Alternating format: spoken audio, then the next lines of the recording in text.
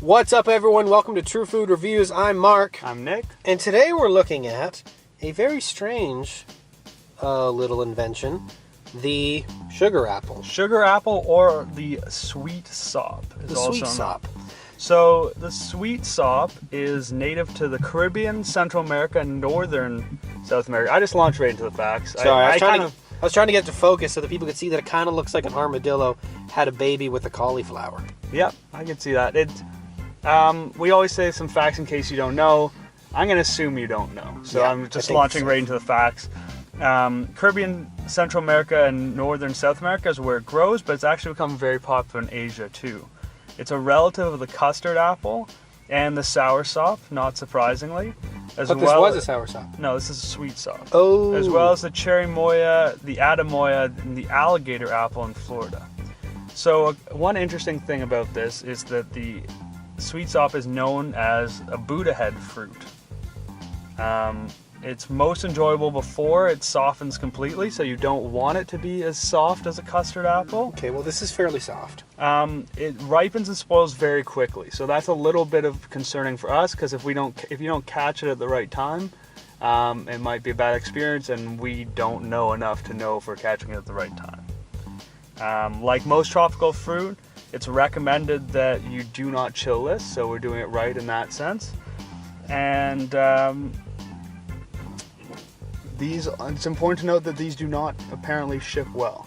So you're supposed to have this where it is grown. Well, hopefully these might be local Ontario's sugar apples, right?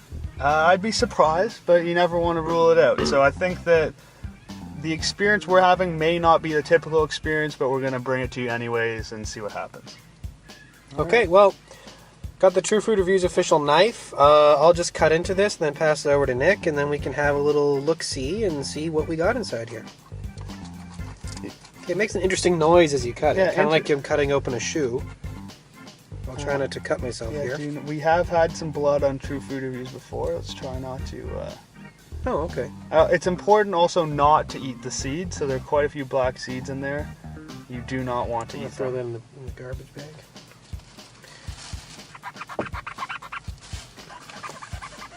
I don't know if you can hear that, but Yeah, it's a squeakiness. that's what we call a full squeak here on True Food Hashtag Reviews. full squeak at home.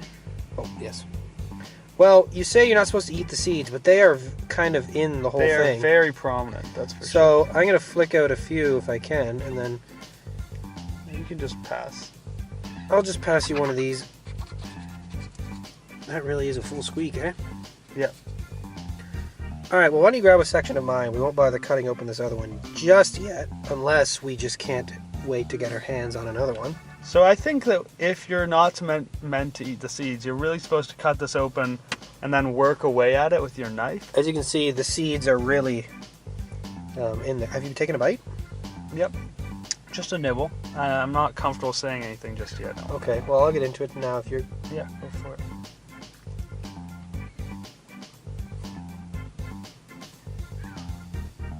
Just after my first bite, I've unearthed yet another seed. It would be nice if there was a little more organization, if the seeds were kind of more contained. They seem a little bit sporadic. Yeah, you never know when you're going to run into a seed here, which would be fine if we were looking at, a pomegranate seed or something like that. But They really are very hard seeds, and I'm getting them in every bite. Well, I can see why this is called the sweet sop or the sugar apple. It is very sweet, very sweet. but there are seeds at every corner. Yeah, that's going to be a huge factor.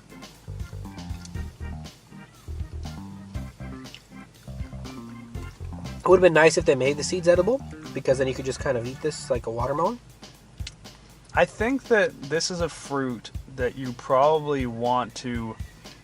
Like, I imagine someone cutting the flesh out of it and then putting it into something, whether it's a fruit salad or some kind of pie or something. I don't see people eating this fruit on its own because of how difficult it is to deal with all the seeds. And also, it's very goopy. It's very mushy, and I don't know if that's because this is horribly rotten or not ripe yet, or maybe that's what it's supposed to be like. But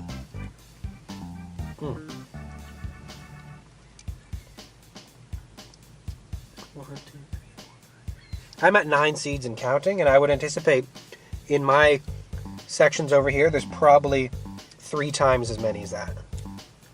Yeah, I've got 6 seeds already. This is 7 coming out, and I can see a couple of other ones.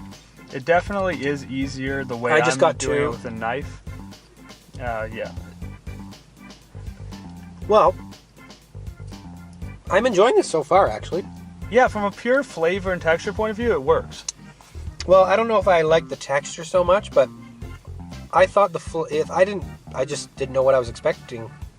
Here, all to be honest. we were going on really was the word sweet, and it definitely delivered on that.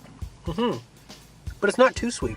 No, it's not obnoxious. It's not like you're It's less sweet even than conventional North American berries. Like, it's less sweet than a blueberry or a raspberry.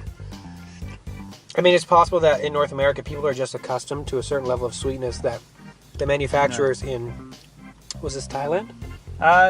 In the Caribbean and South America, but recently gone across to Asia. Okay. Well, obviously the manufacturers knew that they didn't have to make it too sweet in order to sell well. Yeah, you're looking at different palates around the world, which is, I think, part of what this show is about. It's about bringing our relatable Canadian or North American palates to, and then applying them to foods that are found, around the world. So if you come from a similar background to us, it's easy to understand where we're coming from with these reviews, I think. I have to apologize for spitting so many times, but every time I did that, I was leaning over to get rid of a seed. And at this point, I have about 14 or 15, and that's from half of the total apple. Yeah. At this point, Nick probably has 10 or 11, and in this piece, I can already see 8, and I know there's going to be more underneath the surface. If you are eating it with a knife, you can end up with something like this, which is quite nice. You scoop it out with a knife. I Yep. think even a spoon, you know what would be perfect for this? Those serrated spoons. Like a grapefruit spoon. Yeah. Well, I've kind of made a system here for myself where I basically take a bite, I eat around the seed, and I spit it back out.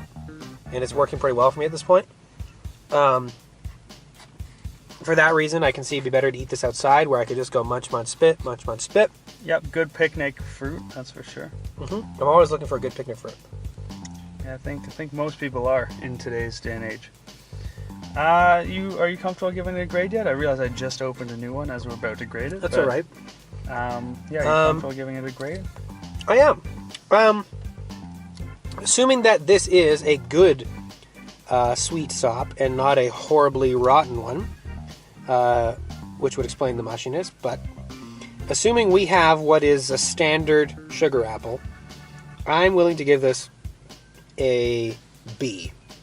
The texture in this is actually not terrible, and as much as it's a little bit surprising because it's so dissimilar to a crunchy apple or even a pear, the seeds are really getting in the way. I could really get on board with the mushiness if it was easier to eat, but the fact that I have to go out of my way to eat it and it's mushy, it's just a little bit offensive, I think.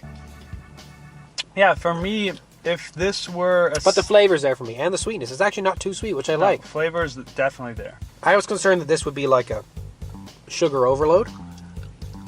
I think the ideal setup for this fruit would be something like what you get with a dragon fruit.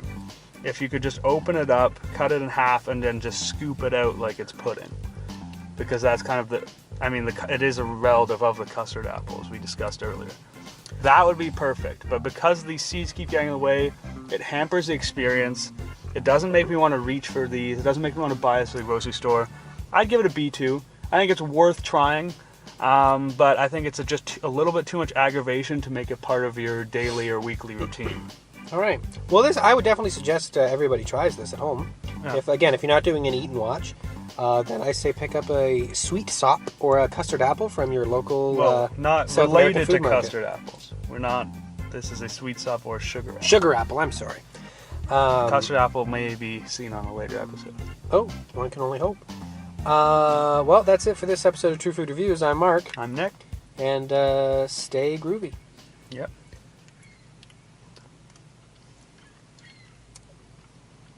Definitely a cutlery fruit.